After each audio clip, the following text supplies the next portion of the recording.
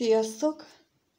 Hármas kapcsolati kirakást készítők. Ismét, ahogy mostanában már megszoktátok, hogy párhuzamosan nézzük az elkötelezett kapcsolatban élő párost és a nem elkötelezett kapcsolatban lévőket. És kezdjünk is neki. Lássuk, hogy azok, akik elkötelezett kapcsolatban vannak egymással, azoknál mi a helyzet jelenleg. Középen van az a személy, a középső személy, aki mindkét irányban érdekelt. Férfi jelölőt raktam ki, de ő lehet nő is. Nyugodtan cseréljétek meg, ahogy az a ti helyzetetekre érvényes. És amikor helyzetet kérek, akkor 3 lapot kérek rá, ha gondolatot, érzelmet kérdezek, akkor pedig 2 a férfi jelölőre és 2 a nő jelölőre, mindegyiknél. Jó? Tehát most a helyzetet kérdezem, hogy mi a helyzet az elkötelezett kapcsolatban lévőknél most.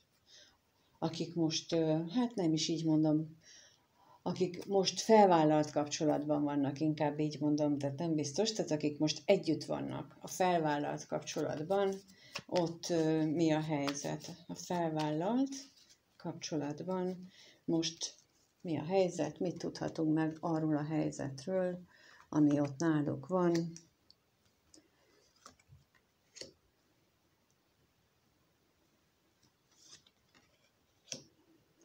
Hát, amikor először leraktam, azt gondoltam, hogy ebből öröm és boldogság kerekedik ki, és majdnem. És most megkérdezzük azt, hogy abban a kapcsolatban, ami nem felvállalt, ott mi a helyzet jelenleg? Mi a helyzet a nem felvállalt kapcsolatban? Mi a helyzet a nem felvállalt kapcsolatban? És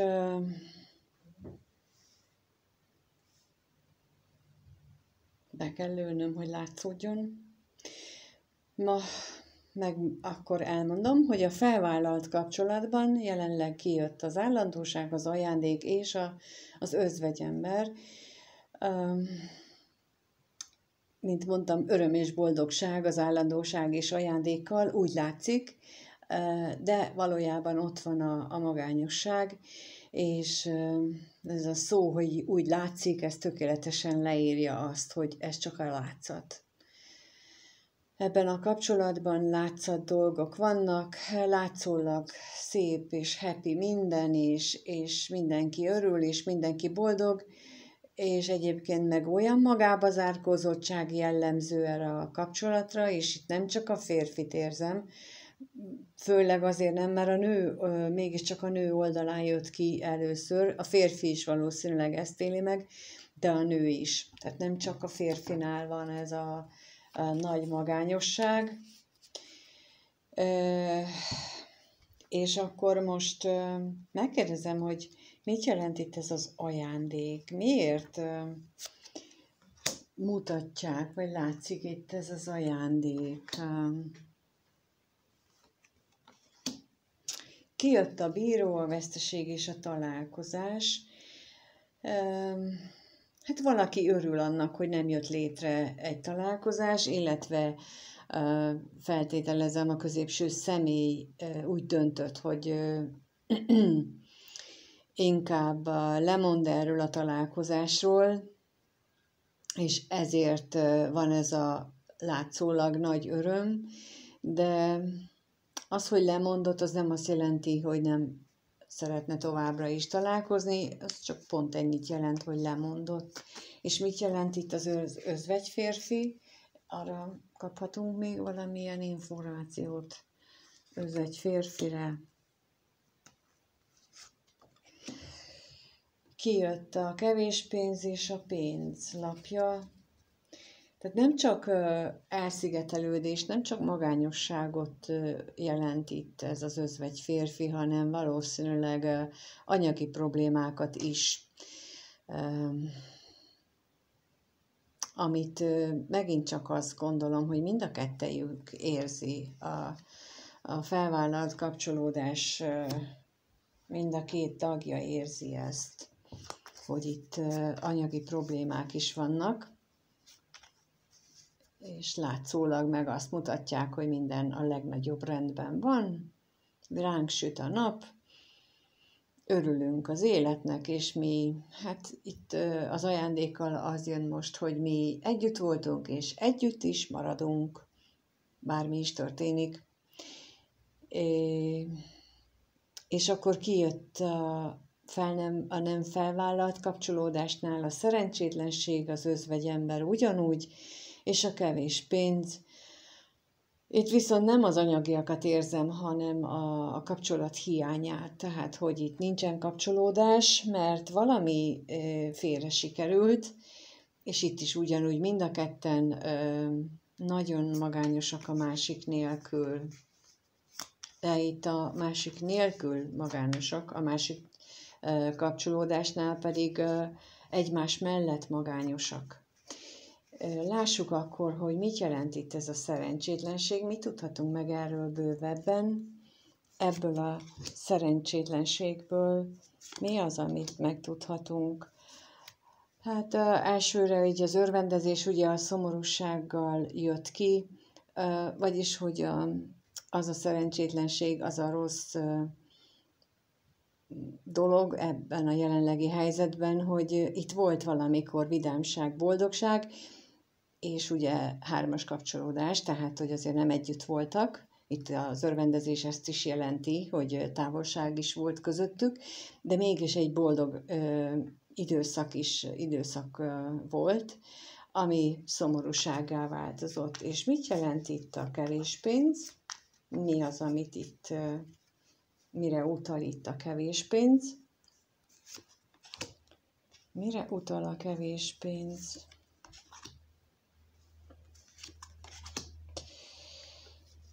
Kijött rá az ellenség, a gyermek és a hűség lapja, és azt gondolom, hogy ez egy olyan hiányállapotra vonatkozik, amikor ők külön-külön, úgy érzem, hogy külön-külön mind a kettő küzd magában, hogy itt az új kezdésnek nem sok esélyt adnak.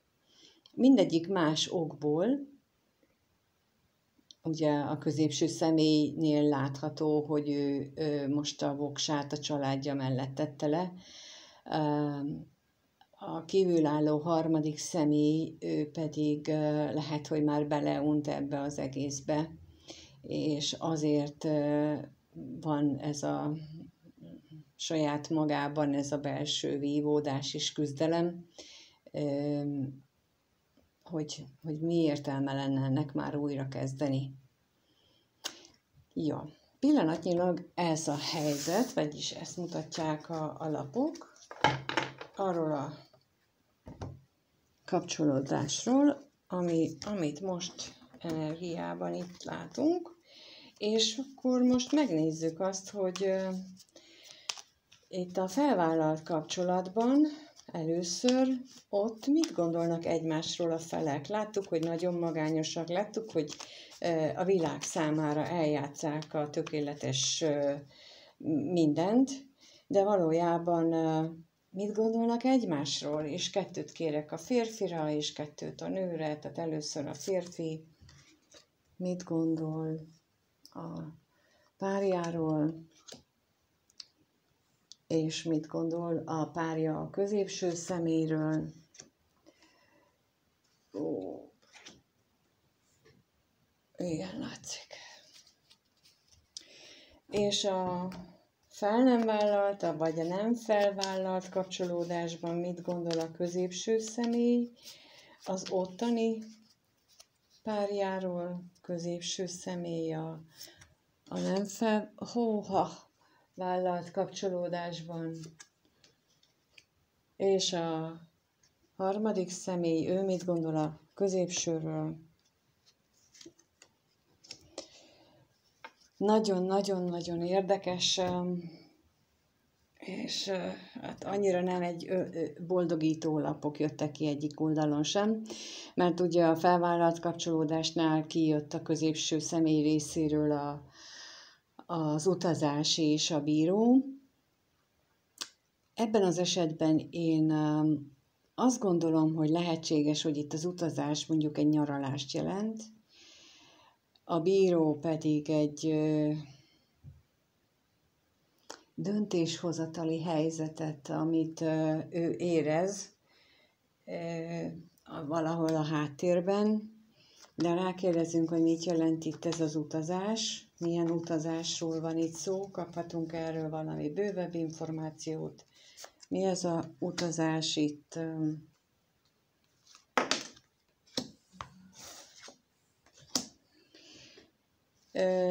Lehetséges, hogy ez egy nyaralás volt.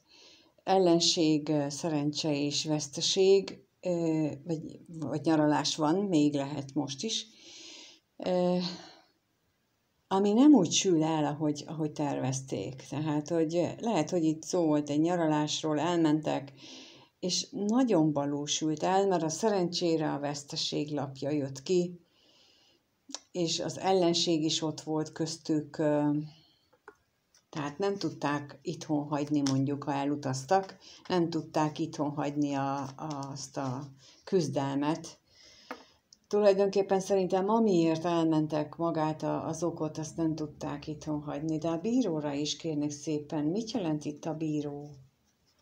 Megszületett egy döntés, vagy csak akartnak, vagy csak szeretne? Ugyanaz, mint az előbb, ez nagyon érdekes. A bíróra kijött az örvendezés és a szomorúság, és itt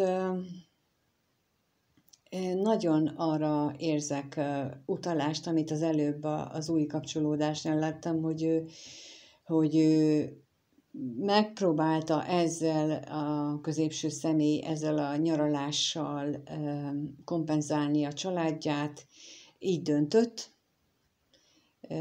viszont a vigasság helyett inkább szomorúságot élt meg, mint ahogy itt mutatják a másiknál is, tehát itt is lehet látni, hogy nem egészen úgy sikerült, ahogy azt ő tervezte, vagy úgy sikerül, ha jelenleg még folyamatban van. És a párja részéről pedig kijött a halál és a kevés pénz. Na most majd erre mindjárt rákérdezek, hogy mit jelent itt a halál, de ez így első körben jelentheti azt is, hogy beesett valami pénz, és vége a szegénységnek.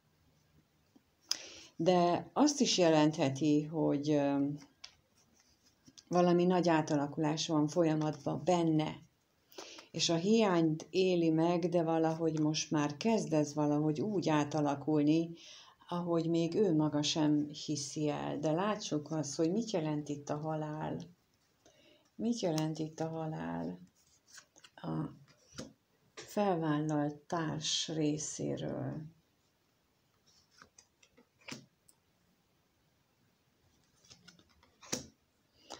És a kevés pénzre is rákérdezek, hogy az mit jelent itt. A halálra kijött a hamisság, az üzenet és az állandóság. Érdekes, mert így, ahogy így rákérdeztem, amit elmondtam az előbb, mind a kettő válasz kijött. Tehát ez a hamisság, üzenet, állandóság, ez azt jelenti, hogy ő benne valami kezd átalakulni. Mintha a korábbi hamisságok, azok valahogy kezdenek kitisztulni, és meglátja mögötte azokat a tényleges igazságokat, amiket eddig nem vett észre. Lehetséges, hogy ezzel a kapcsolattal kapcsolatban, vagy a nyaraláson érte őt olyan felismerés, hogy hiába mentek el, mégsem jött össze, de az a lényeg, hogy én itt ezekből a lapokból ezt érzem. És a másiknál ugye a kevés pénzre meg kijött a szerencsétlenség és a pénzlapja, és abból meg amit mondtam, hogy elképzelhető, hogy beesett itt valami nagyobb összeg, eladhattak valamit, jutalmat kaptak, vagy akárhonnan, tehát megjött egy nagyobb összeg, és akkor abból el tudtak menni nyaralni, és mégis szerencsétlen, tehát mégsem élvezték a nagy pénznek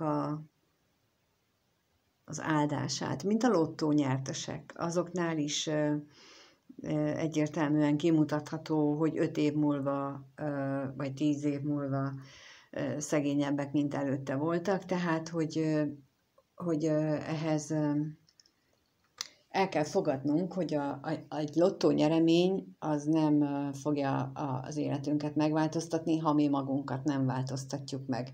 De ennél a felvállaltásnál azért ott van a halál, az átalakulás, és ott van a hamisságokból az igazság, vagyis hát az információknak, a kommunikációnak a leszűrése, tehát azért lehet, hogy nála egy ilyen kettős átalakulás van folyamatban, tehát pénzre vonatkozólag is, hogy nem minden a pénz, mert abból sem lehet boldogságot csiholni, és ugyanakkor meglátja, hogy amit eddig igaznak vélt, az hamis valójában, vagy amit eddig hamisnak vélt, az igazság szerint. És akkor erre példát mondok, tehát, hogy például lehet, hogy eddig a középső személy állandóan tagadta, hogy ő neki aztán nincs senki a láthatáron, és akkor most a társa azért mégiscsak rájön, hogy valaminek lenni kell itt, mert hogy ezt csak úgy nem csinálja, tehát így erre gondolok, és az is lehet, hogy amiről eddig azt gondolta, hogy hazugság, hogy ugye ezt mondtam az előbb is, amiről eddig azt gondolta, hogy igazság, hogy a párja az ő felé, a család felé ez így nagyon elkötelezett, akkor az kezd napfényre derülni, hogy hiába az akarattal elköteleződés, ha érzelmileg meg nem tud velük lenni. És akkor mit ér a kettő együtt? Na mindegy. És megnézzük akkor, hogy az új kapcsolatban a középső személy mit gondol a másikról, és itt ugyancsak az utazás jött ki, és az örvendezés. És itt az utazásnak egy egészen más értelmezését érzem, mégpedig azt, hogyha azt gondolja az a középső személy, hogyha ezzel a harmadik személlyel ő együtt van, akkor az számára egy nagyon-nagyon boldogságos időszak, de azért ne felejtsük el, hogy ők távolságot tartanak egymástól, tehát hogy nem egymás mellett vannak. De azért még majd mindjárt rákérdezünk, illetve most, hogy mit jelent itt ez az utazás a középső személy részéről a gondolataiban. Mit jelent a középső személy gondolataiban ez az utazás? Mit jelent nála ez az utazás? És a örvendezés.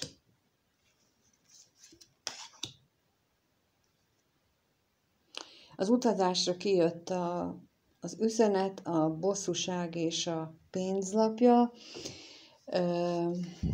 Tulajdonképpen ez itt arról szól, hogy a kommunikáció miatt, nem tudom, lehetséges egyes esetekben, hogy olyan veszekedések voltak, nagy veszekedések itt a fel nem vállalt kapcsolatban,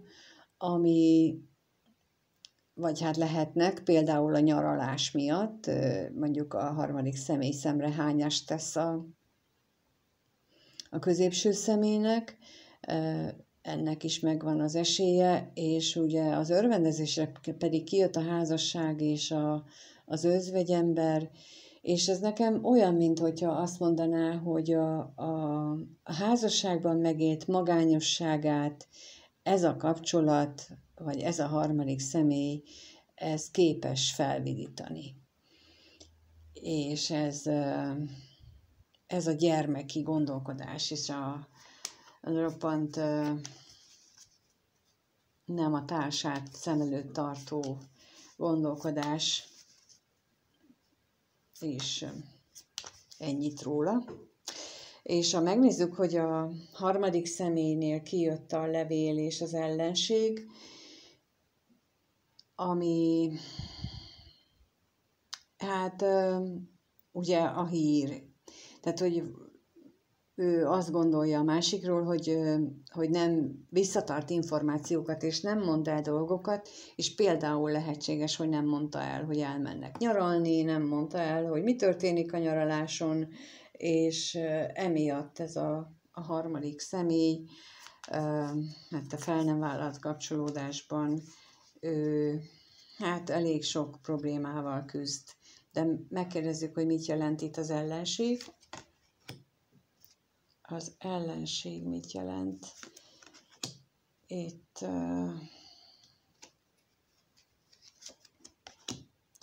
kijött rá a betegség, a szerencsétlenség és a szomorúság, és annyira azt érzem, hogy annyira fölhúzta magát ezen, annyira földühítette magát ezen a jelenlegi szituáción, hogy nagyon-nagyon erős benne a szomorúság, az elkeseredettség, a kétségbeesés, valószínűleg egy ilyen felismerés, amit itt az előbb mondtam, hogy a középső személy számára ő egy vigaszt jelent a mindennapjai túléléséhez tulajdonképpen. Ezt a vigasztalódást jelenti, és lehetséges, hogy most esett le ennek a fel nem vállalt kapcsolatban a harmadik személynek a gondolatában, hogy most esett le ez. Hát jó, megnézzük akkor, hogy hogyan éreznek egymás iránt a párok. Megnézzük azt, hogy hogyan éreznek ők egymás iránt, mindegyik külön-külön. Először megnézzük a felvállalt kapcsolódást, hogy ott a párok hogyan éreznek.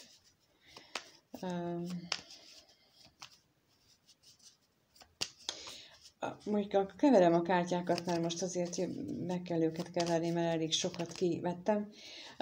El szeretném mondani, hogy ugye kijött itt az, hogy a középső személy úgy tekint a kívülállóra, hogy ő vigasztalál, tehát ő egy vigasztaló, és ha te középső személy vagy, akkor nem minősítem én ezt, inkább azt gondolom, hogy ezen dolgozni való van, és a másik félnél is, tehát aki a harmadik személy ebben a kapcsolódásban, és ezzel kapcsolatosan gondolkodtam, hogy állandóan csak ezt mondjuk, hogy dolgozni kell, de hogyan, és ezt nem mondja senki sem, és rájöttem a saját tapasztalatomból, hogy egy bizonyos szint alatt nem lehet, nem is értik, vagy értettem meg én sem, és nem is tudtam, hogy hogyan kezdjem hozzá ezekhez a dolgokhoz, és ebben a témában meg szeretném osztani azokat a tapasztalataimat, ahogyan én elkezdtem végül is felhozni magam egy ilyen helyzetből, a padlóról, hogy szedtem össze magamat kanállal, amihez nem kell senki, nem kell nagy dolog, tulajdonképpen hinni se kell benne, csak csinálni kell. És erről készítek a hétvégén, vagy hát készítek videót, és hát szeretettel ajánlom nektek. Nem kell hozzám jönni sehova, tehát ez nem olyan dolog. Ez csak arról szól, hogy megpróbálok ötletet adni, hogy hogyan kezdjetek neki ahhoz, hogy végre értsétek azt, hogy mit jelent az, hogy dolgozni magatokon. Jó? Köszönöm, és akkor visszatérünk ide. közben megkevertem mind a két paklit, és azt kérdezzük meg akkor először, hogy a felvállalt kapcsolatban élő párnál a középső személy ő mit gondol a párjáról, a felvállalt kapcsolatban élő párnál a középső személy mit érez a párja iránt? Mit érez a középső személy a felvállalt párja iránt? Mit érez?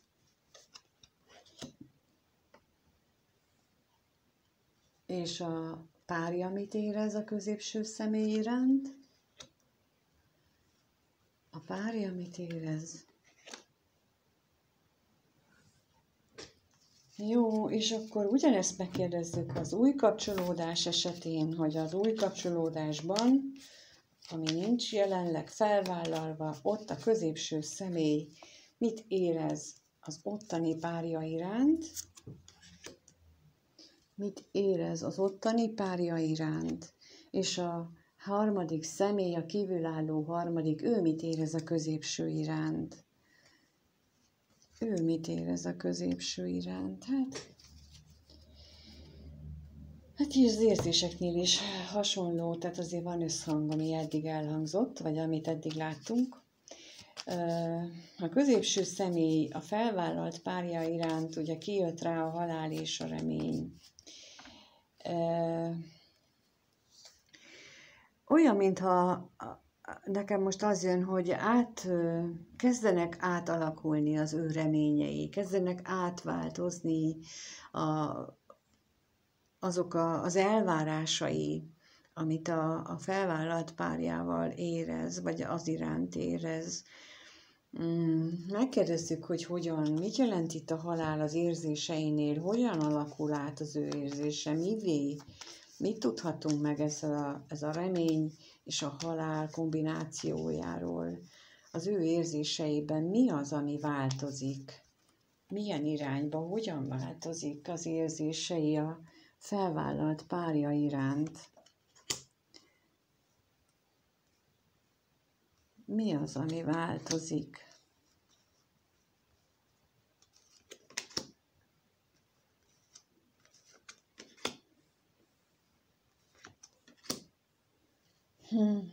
Kijött rá a váratlan öröm, a betegség, az örvendezés, a hamisság és a szerelem lapja, és ebből nekem az jön, hogy,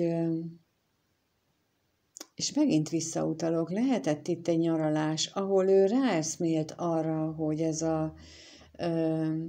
aranyos vagyok, kedves vagyok, és elhalmozlak minden jóval, már amennyire képes itt az elkötelezett vagy a felvállalt pár. Ez nem igazi szerelmet takar, nem igazi érzéseket takar, ez pusztán a pénznek szól. És úgy érzem, hogy most ez a reményei átalakulás, mert hogy eddig talán abban reménykedett, hogy ebből ki lehet hozni valamit még ebből a kapcsolatból, és most azt érzem, hogy mintha hullna le a szeméről a hályog. Tehát tűnne el ez a rózsaszín köd előle, és látná meg a valódi társát, a valódi párját, hogy itt semmi nem volt igaz. Még a jó buli sem, tehát az, hogy most szórakozunk otthon egyet, még az sem volt igazi, még az is egyfajta beteges dolog volt a párja részéről, és az is csak annak szólt, hogy ő hogyan tudja eltartani, vagy hogyan tudják ők az anyagiakat, illetve az életüket működtetni. És akkor a jelenleg felvállalt pár gondolata vagy érzéseiben megjelenik a gondolat és a szerencsétlenség, és ő nem érez, ő gondolkodik azon, hogy itt valami nagyon nem jól sikerült, talán nem is érti, hogy mi történik körülötte, nem érti, hogy ez hogyan van, de erre rákérdezek még, hogy mit jelent itt a szerencsétlenség a felvállalt társnál. Mit jelent a felvállalt társ érzéseiben?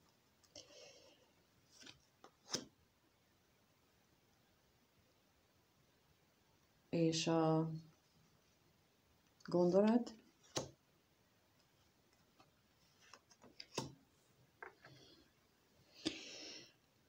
A szerencsétlenségre kijött a látogatás és a szerencse, a gondolatnál viszont az ellenség és a gyermek. És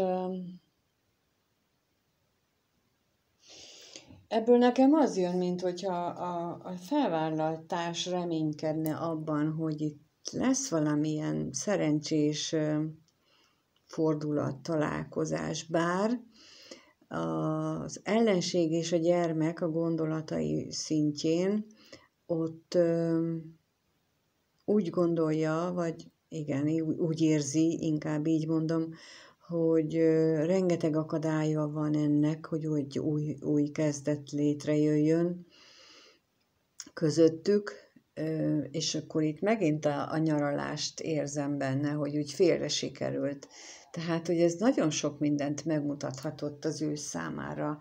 Leesett neki az, hogy mi a hamis, mi az igaz, hogy semmi nem az, aminek látszik, és itt is kezd talán tisztán látni abban, hogy minden, ami körülöttük van, az hát az új kezdetet akadályozza. Tehát, hogy nem sok remény látszik arra, hogy itten új kezdet legyen. Tehát valahogy ez így kijött nekik ebben a nyaralásban, vagy ebben a közös utazásban, vagy nem is tudom. Tehát, hogy ott nagyon domináns volt az elején, ott az a két utazáslap, és ott a bíró és a halállapja is, az egy nagyon nagy horderejű dolgot mutatott már akkor is, és így végig itt maradt ez ebben a kirakásban. De most akkor megnézzük azt, hogy a nem felvállalt kapcsolatban a középső személynél kijött a vágy és a hamisság. Miért vannak itt hamis vágyak? Miért gondolja ő, hogy ez, vagy érzi ő, hogy ez itt hamisság?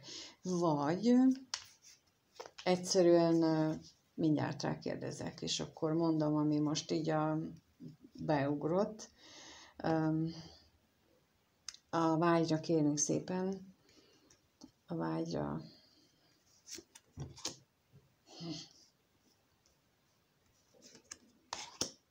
És a hamisságra.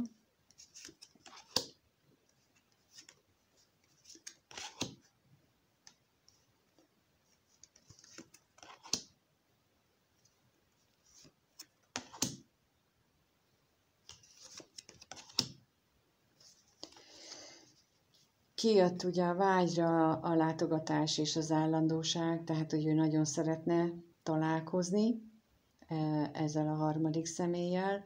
A hamisságra viszont kijött a féltékenység, a remény, a házasság, a lelkész és a szerencselapja.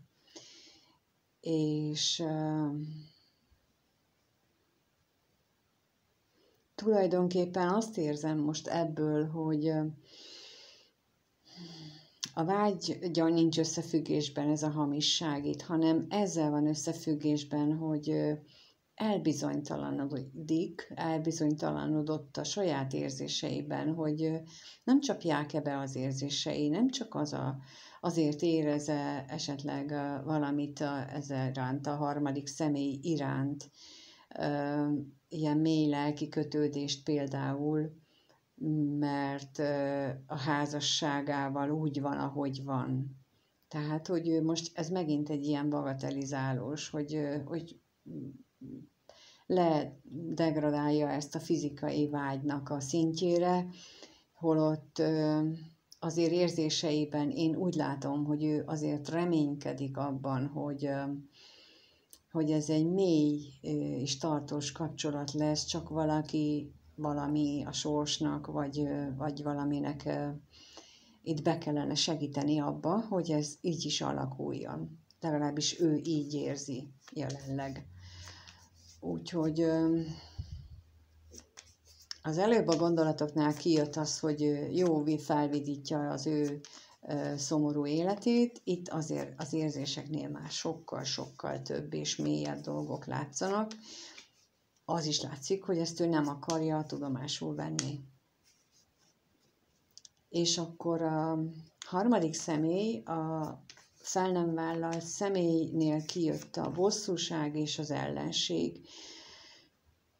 Én azt gyanítom, hogy ez a két lap azért jött ki, mert ez a harmadik személy, amit most elmondtam, ő ezzel pontosan tisztában van, és ezzel rengeteget bosszankodik, hogy lehet ilyen ez a középső személy, és ez az ellenség, ez pedig ő magában is megvívja a csatát, hogy ő hogy lehet ilyen, én meg hogy lehetek ilyen? Hogy ennek ellenére itt vagyok, és várom, és még mindig, és még mindig, és még ezt is eltöröm neki, és még azt csinálom. De rákérdezek, hogy mit jelent itt ez a bosszúság. Ó, a drágaság. Igen. Kijött rá az ajándék, a váratlan öröm és a ház. Hát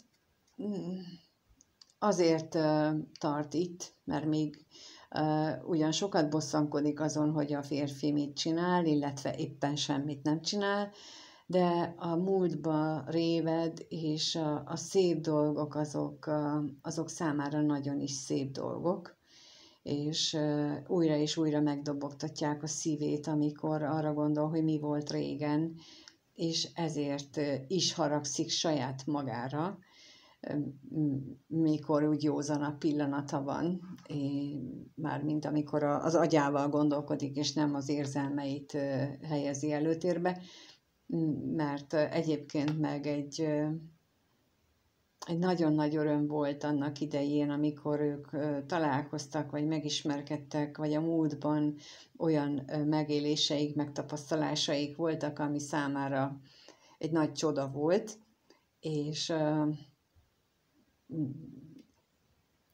ezt felhozza, vagy felidézi magában is, ez nagyon, nagyon bosszantja is, hogy akkor finoman mondom. És akkor megnézzük még azt, hogy lesz-e itt változás, történik-e. Így mindenkinek úgy tűnik eléggé felismerős időszaka van, lehet, hogy ez a nyár, ez segített ebben, ki tudja, vagy ez a nyaralás, például a felvállalt kapcsolatban élőknél lehet, hogy az ő esetükben egy nagy felismerés hullámot indított el, azt, hogy ott mi történt, mint az első sorban látszott, hogy nagyon nem úgy alakultak a dolgok, ahogyan azt ők neki indultak. Örömmel, wow, itt aztán most mindent újra lehet indítani, és úgy tűnt, hogy nem sikerült. De akkor arra kérdezünk rá, hogy a következő 1-2 hétben mi lesz a helyzet, milyen helyzet várható a felvállalt kapcsolatban élő személyeknél, mi válható közöttük, milyen lesz a helyzet, mi lesz a helyzet az ő életükben, mi lesz a helyzet az ő életükben.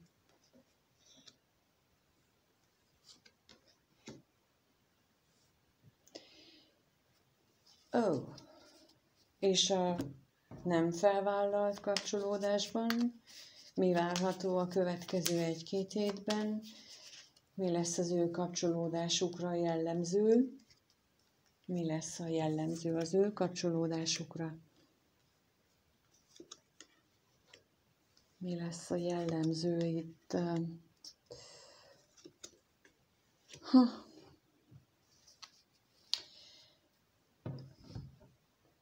A felvállalt, és most 4-et raktam, pedig ugye azt mondtam, hogy csak 3-at rakok, de valamiért 4-et kellett rakni.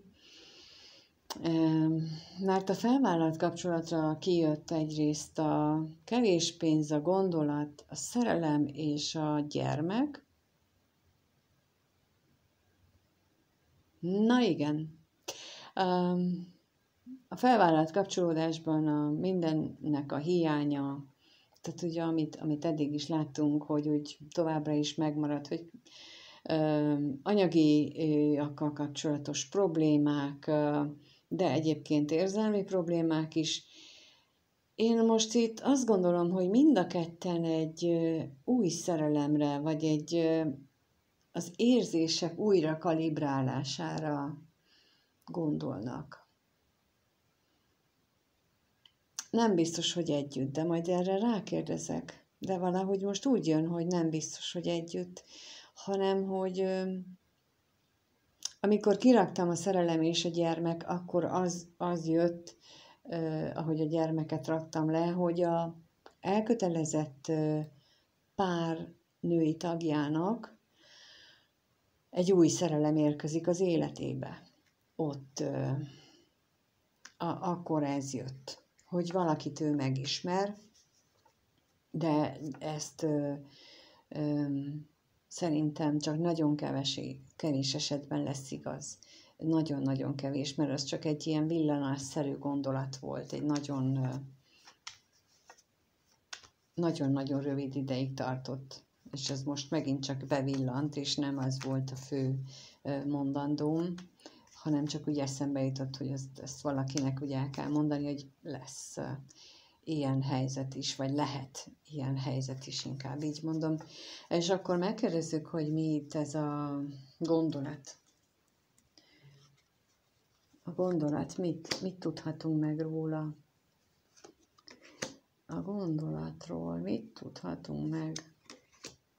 Kijött rá a szerencse, a váratlan öröm és a katonatiszt, és hát ez a kevés pénzzel, tehát amit mondtam, hogy anyagilag is problémák vannak, itt sok agyalás lesz azon, hogy történhetne már valami váratlan, hirtelen, nagyon pozitív fordulat a munkában, az anyagiakban, mert hogy itt nem mennek jól a dolgok, és ezt megint ezt erősíti meg itt. És akkor megkérdezzük, hogy mit jelent itt a szerelem. A szerelemről a felvállalt kapcsolódás jövőbeli helyzeténél mit tudhatunk meg.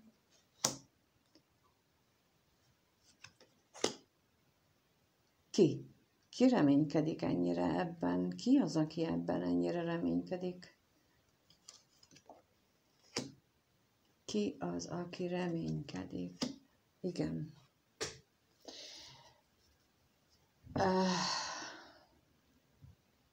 És a gyermekre is rákérdezek, hogy mit jelent a gyermek, új kapcsolatot vagy megújulást?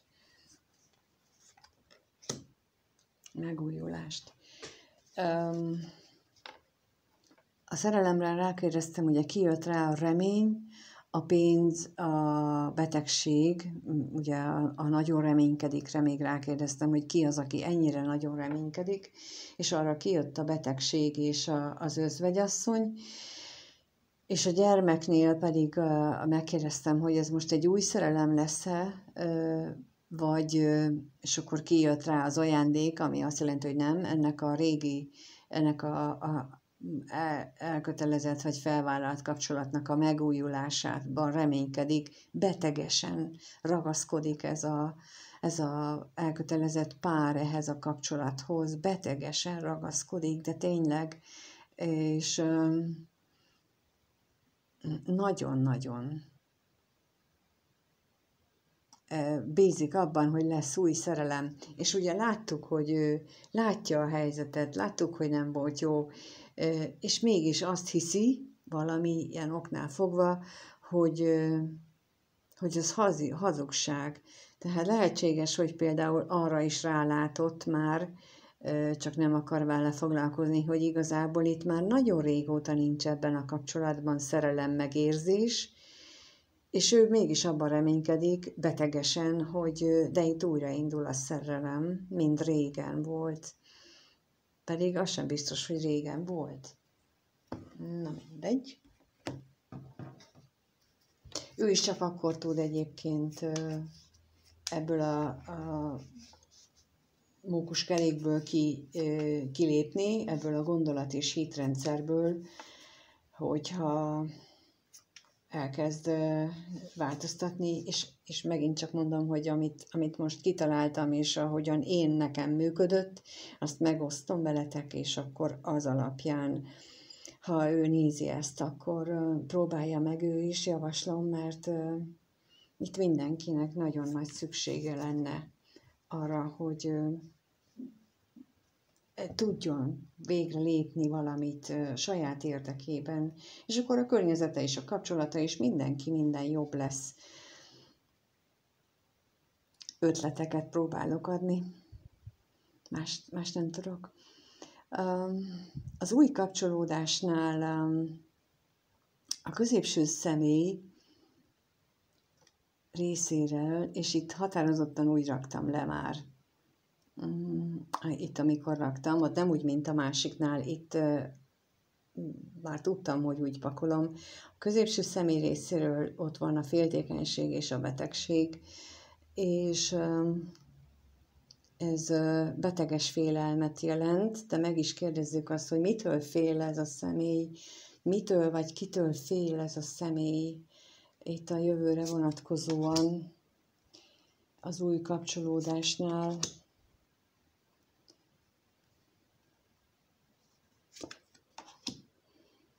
A katonatiszta lelkész és az örvendezés duplán van megerősítve a távolság, tehát attól fél, hogy itt eltávolodnak lelkileg egymástól ezzel a harmadik személlyel, ezzel az újabb kapcsolódással, és ez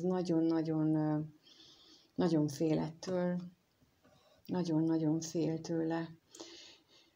És a fel nem vállalt kapcsolódásban a harmadik fél, nála kijött a hamisság és a házasság, és ő pedig olyan, mintha ráébredne, hogy ez egy hazug kapcsolat. De melyik a hazug kapcsolat? És akkor itt pontosítást kérnék szépen itt a hamisságra. Hogy mit jelent itt ez a hamisság?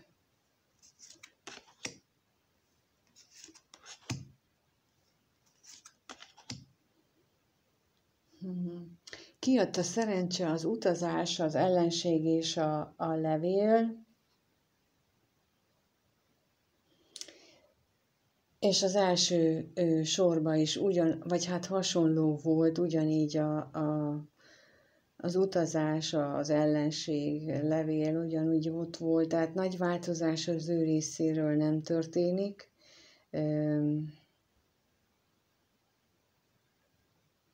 Nem hiszem, hogy ő benne jelentősen megváltoznának a jelenlegi gondolatai, érzései, de a házasságra is kérek még.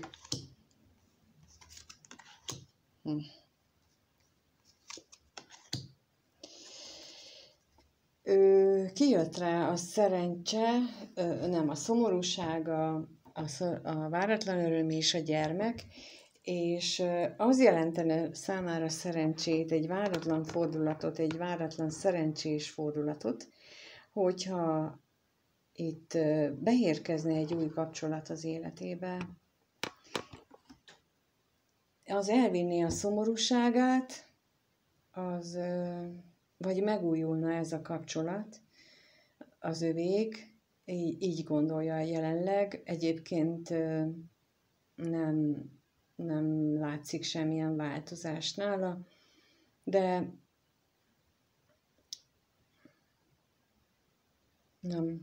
nem történik. Úgy konkrétan cselekvés szintjén ebben a következő 1-2 hetes időszakban ennél a 3-as kapcsolódásban lévő 3 embernél nem sok konkrét változás lesz.